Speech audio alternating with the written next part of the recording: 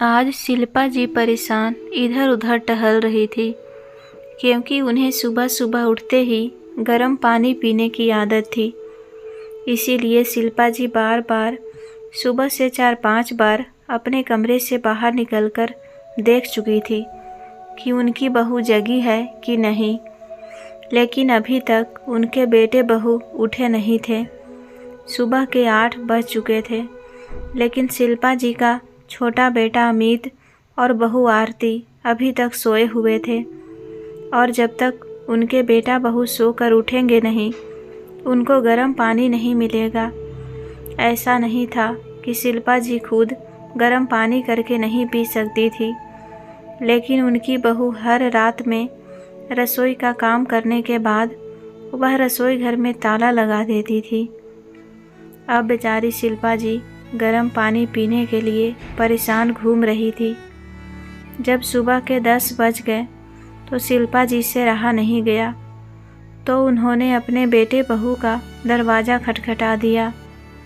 3-4 बार जब दरवाज़ा खटखटाया तब जाकर दरवाज़ा खुला, लेकिन वह भी उनकी बहू ने नहीं बल्कि उनके बेटे अमित ने खोला। और दरवाज़ा खोलते ही उनके बेटे अमित ने गुस्साते हुए कहा, क्या है माँ, आपको क्या संडे को भी चैन नहीं है, जो आराम से सोने भी नहीं दे सकती? पता नहीं बुढ़ापे में लोग क्यों सठिया जाते हैं। यह लोग अपना तो चैन से सो लेते हैं, और अगर दूसरे को सोता देख ले तो इन्हें चैन नहीं मिलता और आ जाते हैं उनकी नींद में खलल डालने। आप लोगों को काम धाम तो रहता नहीं है, तो दूसरों का भी समझते हैं कि यह लोग भी बेकार हैं। अपने बेटे की बात सुनकर शिल्पा जी दुखी मन से बोलती है, अरे बेटा, मुझे गर्म पानी पीना था, रसोई घर में ताला लगा हुआ है। तुझे पता है, मैं अगर सुबह गर्म पानी ना पीऊँ तो मुझे दिक्कत होने लगती है। शिल्पा जी की बात सुनकर अमित बोलता है, एक दिन अगर गर्म पानी नहीं पियोगी तो कोई पहाड़ नहीं टूट जाएगा।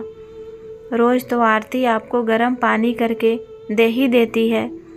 एक संडे का दिन ही तो होता है जब आराम करने को मिलता है, उसमें भी आपने खलल मचा दिया।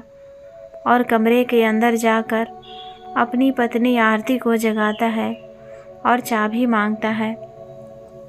तो आरती भी तिल मिला कर उठती है और अपनी सासू माँ के हाथ पर चाबी पटकती हुई बोलती है, अब आप ही खोल ले जाकर दरवाज़ा, और सुनो, अपने लिए पानी गर्म करना तो हम लोगों के लिए भी चाय और नाश्ता बनाकर तैयार कर देना।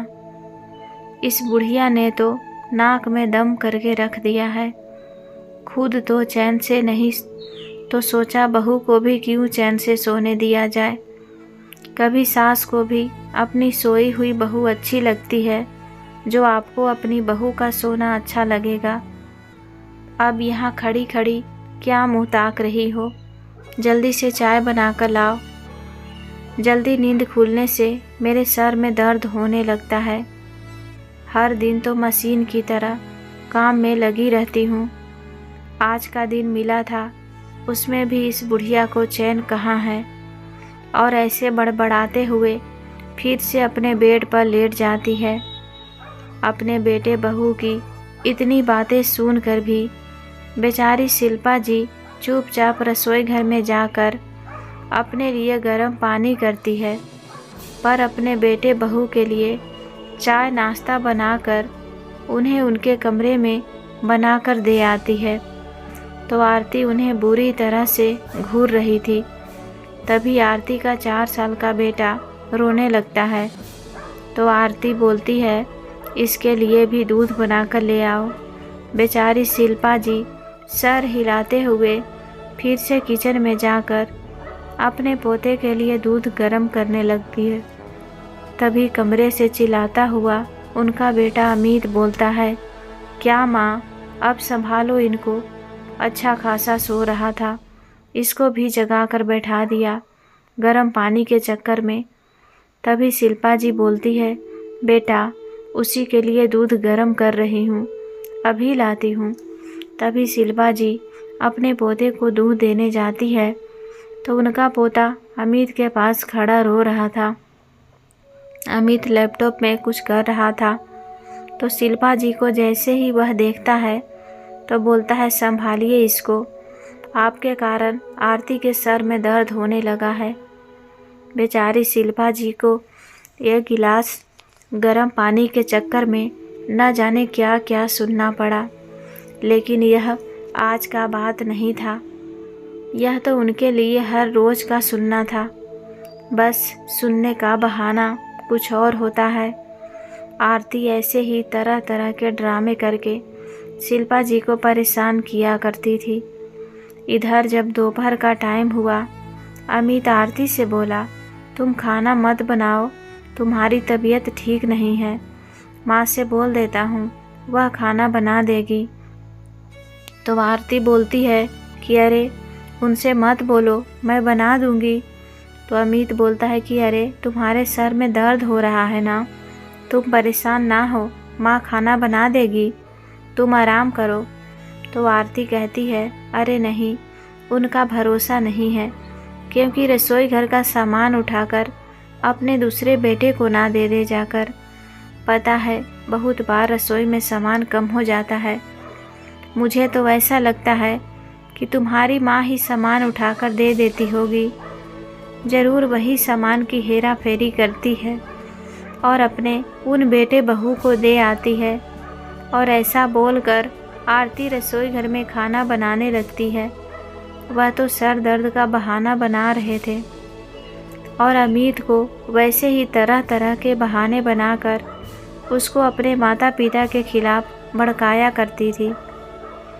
अपनी पत्नी आरती को रसोई में खाना बनाता देखकर अमित चिढ़कर अपनी माँ शिल्पा जी को बोलता है कि देख लो, आपके कर्मों के कारण ही आपकी बहू की तबीयत खराब होने के बाद भी रसोई घर में खाना बनाने में लगी है।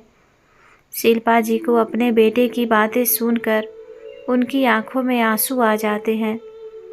आप भी एक औरत हैं, आपको भी ध्यान रखना चाहिए, लेकिन आपको तो काम न करने का कोई न कोई बहाना चाहिए। और अमित आगे बोलता है, मानता हूँ आप सास हैं, पर अपनी बहू को भी इंसान समझा करो। पूरा दिन मशीन की तरह बेचारी काम में लगी रहती है।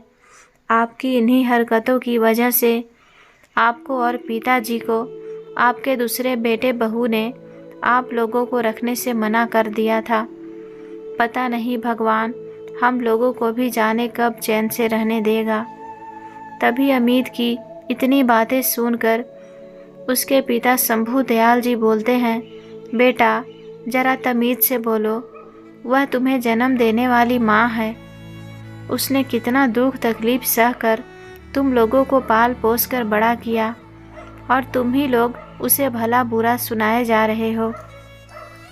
तभी अपने पिताजी की बात सुनकर अमित बोलता है कि तमीज़ है, तभी तो तुम लोगों को यहाँ अपने पास रखा है, और अगर तमीज़ नहीं होती तो कब का तुम लोगों को आपके बड़े बेटे की तरह अपने घर में ना रखता। बड़े आए तमीज़ सिखाने वाले। अभी अमित अपने माता पिता को खड़े खड़े सुना ही रहा था कि तभी आरती खाना लेकर आई और खाने की प्लेट शिल्पा जी और शंभू दयाल जी के सामने रख दी और वह भी बोलने लगी, लो खा लो खाना, सिर्फ एक ही बहू को परेशान करना है, दूसरी से तो तुम लोगों का कोई लेना देना ही नहीं है। इधर शंभू दयाल जी भी सब लोगों की बातें सुनकर अपना मुंह बंद कर लेते हैं। वे दोनों पैर पटकते हुए कमरे से बाहर चले जाते हैं।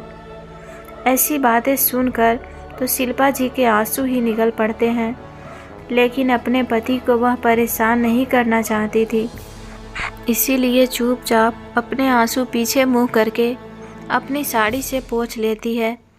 लेकिन शंभू दयाल जी सब कुछ जानते थे कि उनकी पत्नी उनको दुख नहीं करना चाहती, इसीलिए वे अपने बेटे बहू के आधे से ज़्यादा बातें उनको नहीं बताती थी। शंभू दयाल जी ने और शिल्पा जी ने बड़ी ही मेहनत करके यह घर बनाकर खड़ा किया था। शंभू दयाल जी एक प्राइवेट फैक्ट्री में काम करते थे और शिल्पा जी अपने घर के काम और अपने बूढ़े सास ससुर की सेवा करने के बाद जो भी समय बचता था उसमें सिलाई का काम करती थी। शंभू दयाल जी के 2 बेटे थे और एक बेटी थी। सबसे बड़ी बेटी थी जिसका नाम महिमा था और बड़ा बेटा रजत और छोटा बेटा अमित। तीनों बच्चों के पालन पोषण में लोगों ने कोई भी कमी नहीं रखी थी। वह बेचारे फटे पुराने कपड़े पहनते थे पर अपने बच्चों की हर ज़रूरत का ख्याल रखते थे।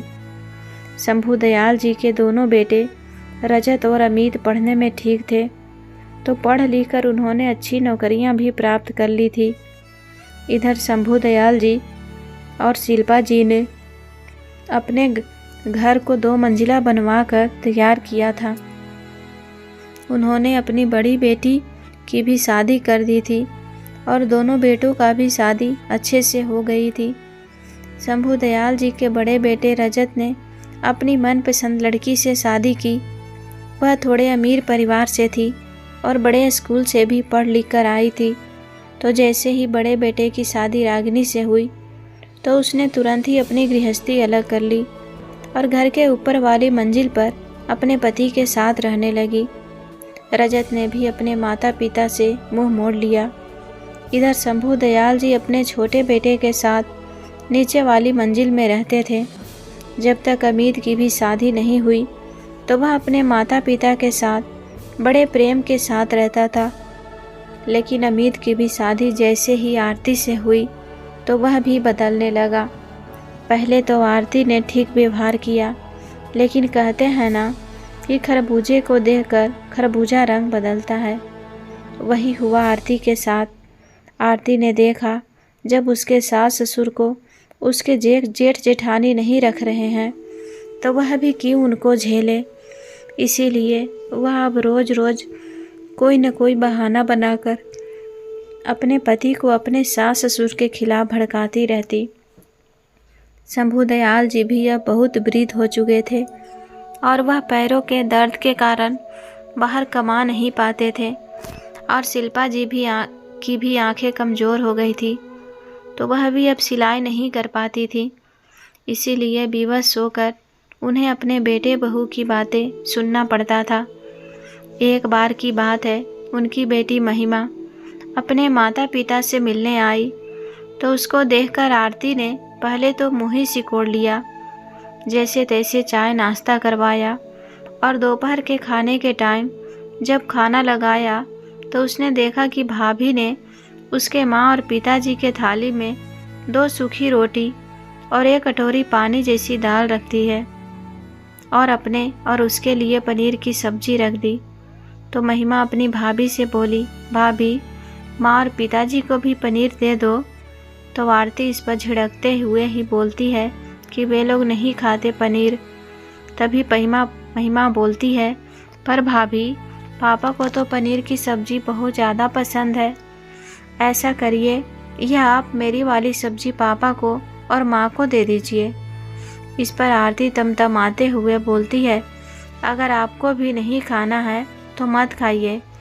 और हाँ दीदी, आप भी कान खोलकर सुन लीजिए कि आप यहाँ बैठकर पंचायत मत किया करिए। अपना घर देखिए और आपके माता पिता की इतनी एज हो गई है, अगर यह ऐसा खाना खाएंगे तो बीमार नहीं पड़ जाएंगे, और अगर यह बीमार हो गए तो इनका इलाज कौन कराएगा? क्या तुम अपने ससुराल से आकर इनका इलाज कराओगी? तभी महिमा बोलती है, पर भाभी थोड़ा खाने से कुछ नहीं होगा। तब आरती बोलती है कि ऐसा है ननद रानी, आप अपनी गृहस्थी पर ध्यान दे। मुझे क्या करना है क्या नहीं वह मैं देख लूँगी, समझी आप? बड़ी आई मुझे अकल देने वाली। और हाँ, अगर आपको इतनी ही चिंता है तो अपने माता पिता को क्यों नहीं ले जाती अपने साथ? एक तो हम लोग इनको यहाँ पर रखते हैं, इनके नखरे झेलते हैं, और इतना सब बोलकर अपना खाना लेकर पैर पटकती हुई कमरे में चली जाती है। महिमा अपनी भाभी की बात सुनकर दंग थी। वह भी विवश थी। वह एक जॉइंट फैमिली में रहती थी, जहां उसके सास ससुर जेठ जेठानी भी साथ साथ में रहते थे। इसीलिए वह चाहकर भी अपने माता पिता को अपने साथ नहीं ले जा सकती थी। अपनी बेटी को ही उदास देखकर शिल्पा जी बोलती है कि बेटा, तू हमारी चिंता ना कर, तू अपने ससुराल में अच्छे से रहो। बेचारी महिमा अपने माता पिता की यह दशा देखकर चाहकर भी कुछ नहीं कर पा रही थी। इधर आरती का अपने माता पिता के साथ व्यवहार दिन पर दिन खराब होता जा रहा था। उनके बड़ा बेटा बहू रजत और रागनी तो उनके सीधे मुंह बात ही नहीं करते थे, और जो बेटा थोड़ा बहुत उनको पूछता था वह भी बहू के आने के बाद बदल गया था। शंभू दयाल जी के पैरों में ज़्यादा दर्द होने लगा था और शिल्पा जी को भी आंखों से बहुत कम दिखाई देने लगा था। इसीलिए एक दिन शंभू दयाल जी और शिल्पा जी दोनों लोग ही डॉक्टर को दिखाने जा रहे थे। शंभू दयाल जी को घुटनों में इतना ज़्यादा दर्द हो रहा था कि उनको चलना भी मुश्किल था, तो उन्होंने सोचा कि क्यों ना अपने बेटे से बोला जाए। वह अपने बेटे अमित से बोलते हैं कि बेटा, हम लोगों को डॉक्टर को दिखा लाओ, आज रविवार है और तुम्हारी भी छुट्टी है। अपने पिता की यह बात सुनकर अमित बोलता है, आप लोगों को यह अच्छा ड्रामा है। जब भी मुझे छुट्टी मिलती है आप लोग कोई ना कोई काम बोल देते हैं। क्या आप लोगों का मुंह बड़े भैया के सामने नहीं खुलता? आखिरकार वह भी आपके बेटे ही हैं कि सारा ठेका हमने ही ले रखा है। आप लोग खुद ही रिक्शा करके चले जाइए। पर बेटा, आज मेरे घुटनों में बहुत ज़्यादा दर्द हो रहा है, मुझसे चला नहीं जा रहा है। शंभू दयाल जी बड़े ही उदास मन से अपने बेटे से बोलते हैं। तो अमित बोलता है कि वह सब मुझे नहीं पता, आप जैसे जा सकते हैं वैसे जाइए, मेरे पास टाइम नहीं है इन बेकार के कामों के लिए। बेचारे शंभू दयाल जी और शिल्पा जी उदास मन से घर से निकलने लगते हैं। तभी आरती अपने पति को आवाज़ लगाती है कि सुनिए जी, थोड़ा मुझे कार से पार्लर तक छोड़ आइए। तभी अमित बोलता है कि हाँ, तुम तैयार हो जाओ, बस फिर चलते हैं। और फिर बड़े ही प्यार से अपनी पत्नी आरती से बोलता है कि हाँ, बाहर चलकर हम खाना भी खा कर आएंगे। अपने बेटे की बात सुनकर शिल्पा जी और शंभू दयाल जी की आंखों में आंसू आ जाते हैं। जिस बेटे को अपने माता पिता को दिखाने के लिए पैसे और टाइम दोनों नहीं है, वह अपने पत्नी को पार्लर ले जाने और बाहर खाना खिलाने के लिए तुरंत तैयार हो गया। बेचारे दोनों वृद्ध माता पिता जून के महीने की तेज़ गर्मी में पैदल इस सड़क के किनारे धीरे धीरे चल रहे थे, जबकि शंभू दयाल जी के घुटनों में दर्द के कारण चला नहीं जा रहा था। वह बेचारे लंगड़ा लंगड़ा कर चलते जा रहे थे। तभी पीछे से उनके पास से ऑटो रुकता है और ऑटो वाला बोलता है कि आप लोग कहाँ जाएंगे? वे लोग ऑटो वाले से बोलते हैं कि बेटा, कहीं नहीं, बस सरकारी अस्पताल जाना है। तो चलिए अंकल आंटी, मैं आप लोगों के लिए छोड़ देता हूँ। तब शंभू दयाल जी बोलते हैं कि नहीं बेटा, हम चले जाएंगे, और ऐसा बोलकर वह आगे चलने लगते हैं। तो ऑटो वाला फिर उनके पास ऑटो रोककर बोलता है, पर अंकल, आप लोग इतनी गर्मी में पैदल कैसे जाएंगे? चलिए मैं आप लोगों को छोड़ दूंगा। तो शंभू दयाल जी और शिल्पा जी एक साथ बोलते हैं, पर बेटा, हमारे पास तुमको किराए देने के लिए पैसे नहीं हैं। और फिर से आगे बढ़ने लगते हैं। तो ऑटो वाला बोलता है कि अरे कोई बात नहीं अंकल आंटी, मैं आपको ऐसे ही छोड़ दूंगा, आपके पैरों में तकलीफ़ है। अरे नहीं बेटा, हम चले जाएंगे। ऑटो वाला बोलता है, अरे अंकल आंटी, आप परेशान मत होइए, मैं आपके बिना पैसों के ही छोड़ दूंगा। ऑटो वाले के बार बार कहने पर वे लोग उसके ऑटो में बैठ जाते हैं। तो ऑटो वाला उनको सरकारी अस्पताल के गेट के सामने रोक देता है और शिल्पा जी और शंभू दयाल जी उसको ढेर सारा आशीर्वाद देते हैं। तो ऑटो वाला बोलता है, अंकल आंटी, मैं आप लोगों का यहीं पर इंतज़ार करता हूँ, आप लोग डॉक्टर को दिखा लीजिए, मैं आपको वापस घर भी छोड़ दूँगा। अरे नहीं बेटा, तुमने इतना ही हम लोगों पर उपकार किया है, वह क्या कम है। अरे नहीं, आप लोग आराम से दिखा लीजिए, मैं आपके घर भी छोड़ दूँगा, क्योंकि आप लोग भी तो मेरे माता पिता के समान हैं। तो शंभू दयाल जी और शिल्पा जी डॉक्टर को दिखा लेते हैं। डॉक्टर उन्हें दवा लिखते हैं, लेकिन शिल्पा जी को आँखों का ऑपरेशन बोल देते हैं। वे लोग अस्पताल से दिखाकर बाहर निकलते हैं तो फिर से वह ऑटो वालों को वहीं देखते हैं और शंभू दयाल जी उससे बोलते हैं कि बेटा, अरे तुम हमारे कारण क्यों तकलीफ़ झेल रहे हो। कोई बात नहीं अंकल। और फिर वह उदास होकर बोलता है, माता पिता की सेवा हर किसी के नसीब में नहीं होती है। तो शंभू दयाल जी उससे पूछते हैं कि बेटा, तुम्हारे माता पिता कहाँ हैं। तो वह ऑटो वाला बोलता है कि अंकल, शायद आपने मुझे पहचाना नहीं। अरे मैं भी तो कितना पागल हूँ। मैं आपको जब 10 साल का था तब आपको मिला था और आज मैं 21 साल का हो गया हूँ। तब शंभू दयाल जी बोलते हैं कि हाँ बेटा, लेकिन मैं भी तुम्हें पहचाना नहीं। अरे अंकल, आपके साथ जो फैक्ट्री में कमलेश नाम का कोई इंसान काम करता था, जिसका उस फैक्ट्री में एक दुर्घटना में निधन हो गया था। अरे हाँ बेटा, वह तो बहुत ही अच्छे इंसान थे। उनकी पत्नी कमला जी ने तो मुझे अपना बड़ा भाई मानती थी। हाँ अंकल, मैं उन्हीं लोगों का बेटा हूँ। पता है अंकल, फैक्ट्री वालों ने हमारी कोई सहायता नहीं की थी। जब पिताजी का निधन हुआ था तब आपने ही हम लोगों की बहुत सहायता की थी। लेकिन बेटा, तुम लोग अचानक से कहाँ चले गए थे। अरे अंकल, मेरी माँ को उनकी बहन ने, यानी मेरी मौसी ने अपने पास बुला लिया था। आपने जो हम लोगों की सहायता के लिए 25,000 रुपये दिए थे, उसी से माँ ने अचार बनाने का काम शुरू कर दिया था और उससे मेरी और मेरी माँ का थोड़ा बहुत खर्चा चलने लगा। मेरी माँ मुझे पढ़ा लिखा कर एक बड़ा आदमी बनाना चाहती थी, लेकिन भगवान ना जाने हमसे कहाँ रूठा था। 4 साल पहले मेरी माँ को भी भगवान जी ने अपने पास बुला लिया और मैंने उस समय कक्षा 12वीं की परीक्षा पास की थी। इसीलिए अंकल, मैं ऑटो चलाने लगा। लेकिन बेटा, क्या तुमने फिर पढ़ाई छोड़ दी। तो ऑटो वाला बोलता है कि अंकल, खाने के लिए कुछ तो काम करना ही था, तो मैं ऑटो चलाने का काम शुरू कर दिया। लेकिन मैं हार मानने वाला नहीं था। मैं सुबह से शाम ऑटो चलाता हूँ और शाम को मैं LLB की पढ़ाई करता हूँ, क्योंकि माँ मुझे पढ़ाकर एक वकील बनाना चाहती थी।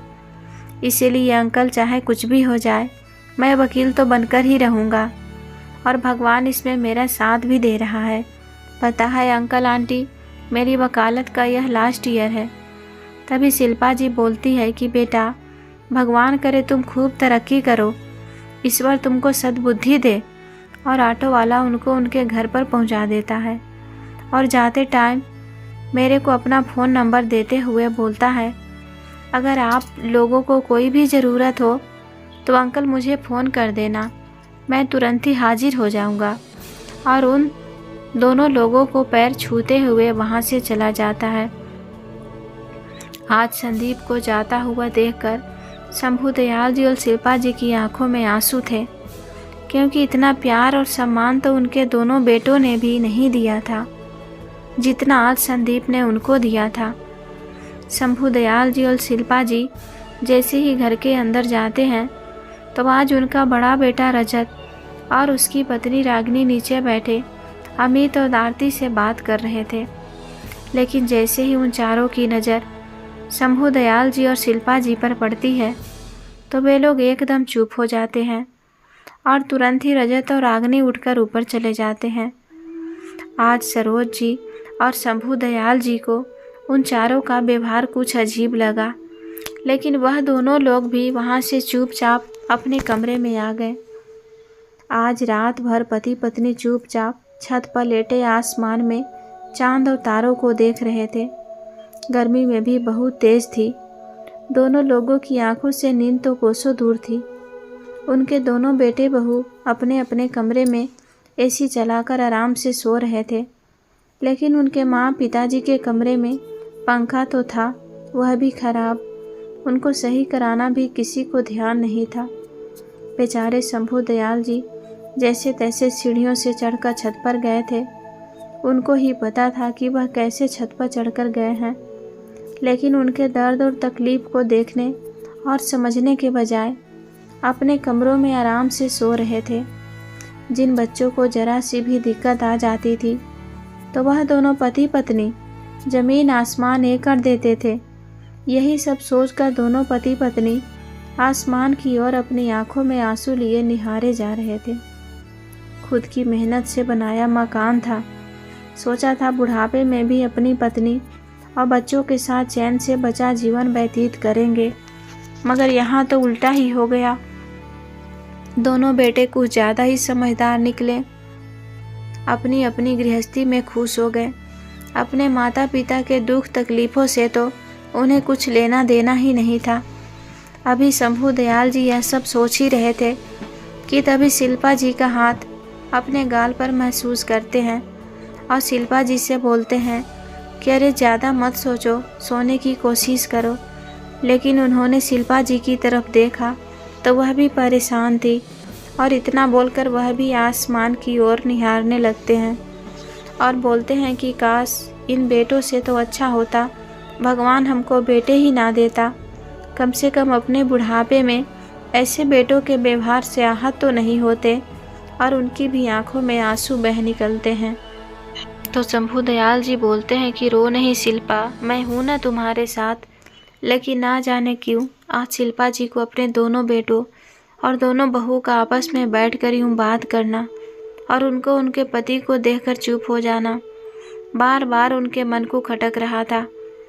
एक पल तो शिल्पा जी ने सोचा कि लाओ इस संबंध में अपने पति से बात करते हैं, लेकिन वे लोग सोचकर चुप हो गईं, क्योंकि उनके पति वैसे भी अपने घुटनों के दर्द और बेटे बहू के दुर्व्यवहार से परेशान हैं और चुपचाप होकर अपनी आंखें बंद कर लेती है।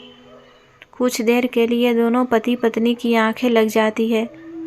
चिड़ियों की चहचहाहट सुनकर उन लोगों की आंखें खुलती है तो देखते हैं कि सूरज तो सर पर आ गया है और सुबह के 8 बज चुके हैं। तो वे दोनों लोग नीचे उतरकर जाते हैं तो देखते हैं कि उनका बेटा अमित और बहू आरती सुबह सुबह कहीं तैयार होकर जाने वाले होते हैं।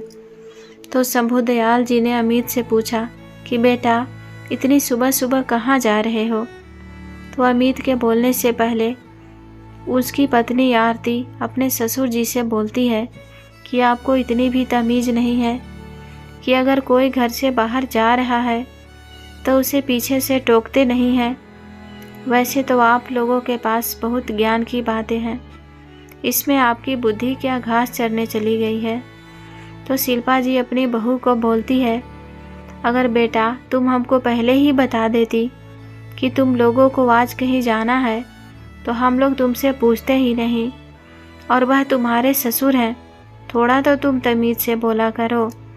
तभी अमित बोलता है कि ऐसा करो, सब लोग अपनी अपनी तमीज़ अपने पास रखो, हमें जाने में देर हो रही है और हम आज नहीं आएंगे और आप लोगों का खाना बाहर निकाल कर रख दिया है। और ऐसा बोलकर वहाँ से चले जाते हैं।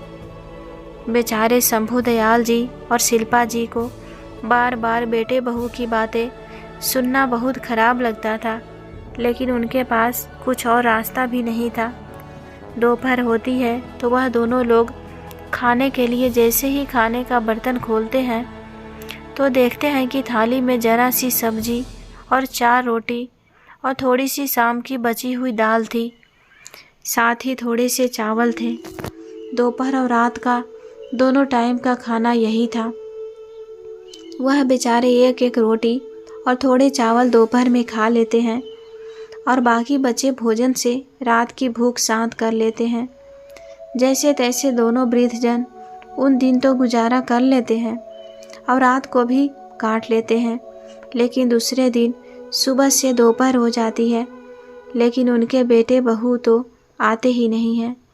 इधर शंभू दयाल जी और शिल्पा जी को तो भूख से हाल बेहाल हुआ जा रहा था।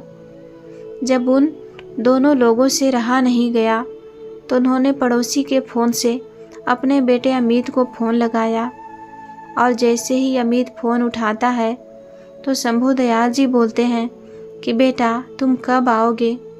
तो अमित बोलता है कि पिताजी मैं आज और कल 2 दिन यहाँ नहीं आ सकता। वह अपने बेटे से बोलते हैं कि बेटा लेकिन रसोई में तो ताला लगा है, हम खाना क्या खाएंगे।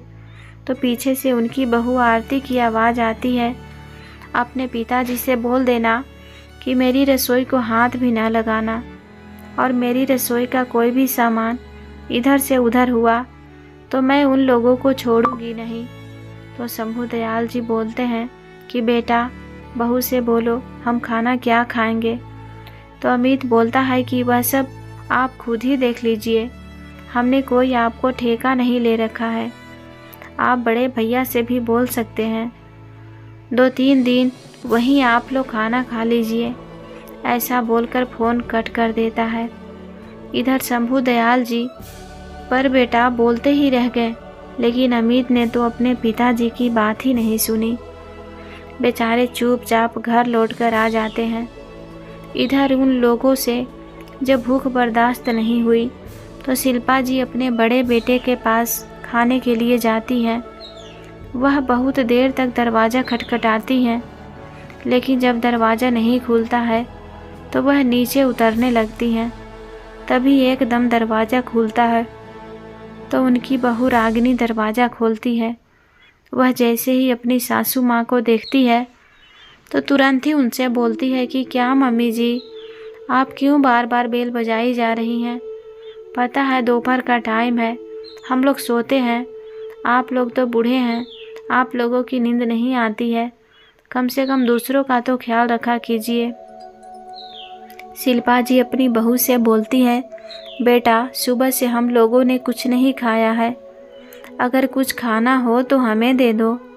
अरे माँ जी हम तो अभी अभी सभी लोग खाना खाकर सो ही रहे थे और हम खाना ज़्यादा नहीं बनाते, तो बेटा रात का अगर कुछ बनाना हो तो हमें भी खाने को दे देना।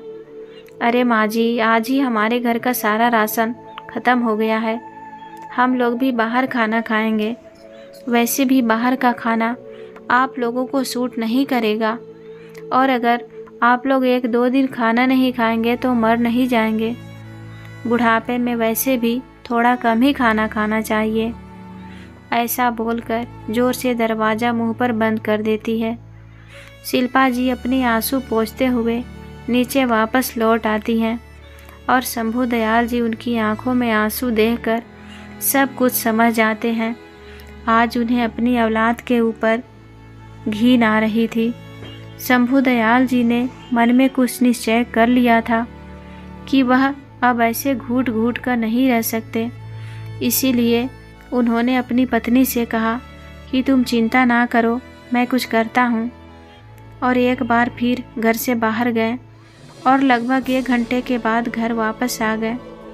जब शंभू दयाल जी वापस आए तो शिल्पा जी उनको देखकर दंग थी।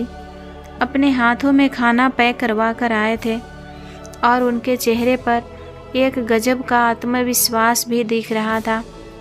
शिल्पा जी ने उनसे बहुत पूछा कि खाना कहाँ से लाएं, तो वह कुछ नहीं बोले क्योंकि शंभू दयाल जी के पास पैसे तो थे नहीं, तो खाना कहाँ से ला सकते थे।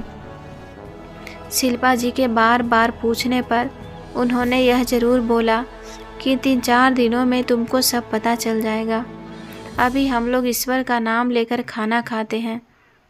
अगले दिन अमित और आरती भी आ जाते हैं और शिल्पा जी और शंभू दयाल जी हंस हंस कर बातें करते देखकर वे लोग तो अचंभित ही रह जाते हैं।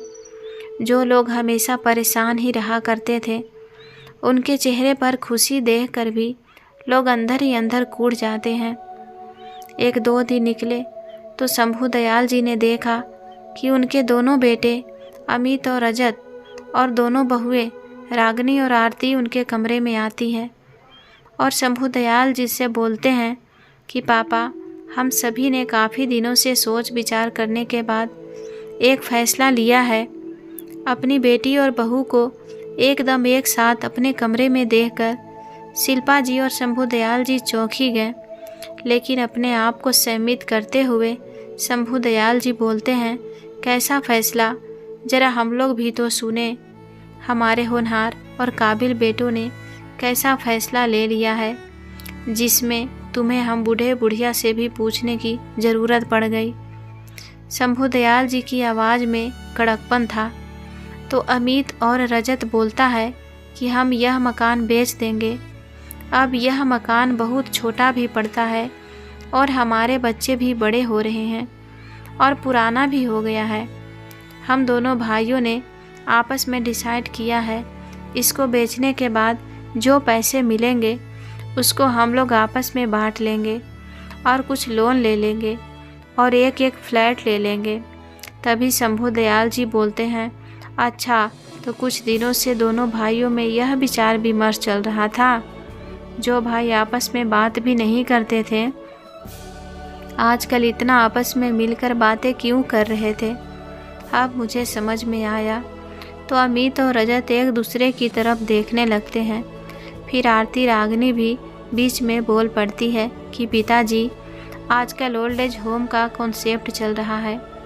हर महीने कुछ रुपए देने पड़ते हैं और 5 स्टार जैसा कमरा आप लोगों को मिल जाएगा। 3-4 साल के लिए किराए के पैसे हम लोग जमा कर देंगे। फिर आप लोगों को ज़रूरत पड़ेगी तो हम लोगों से मांग लेना। आखिरकार आप लोगों का सब कुछ है तो हम लोगों का ही है। शंभू दयाल जी ने एक बार शिल्पा जी की तरफ देखा और हल्की सी मुस्कान चेहरे पर लाकर बोले, हम तुम्हारे विचारों से सहमत हैं।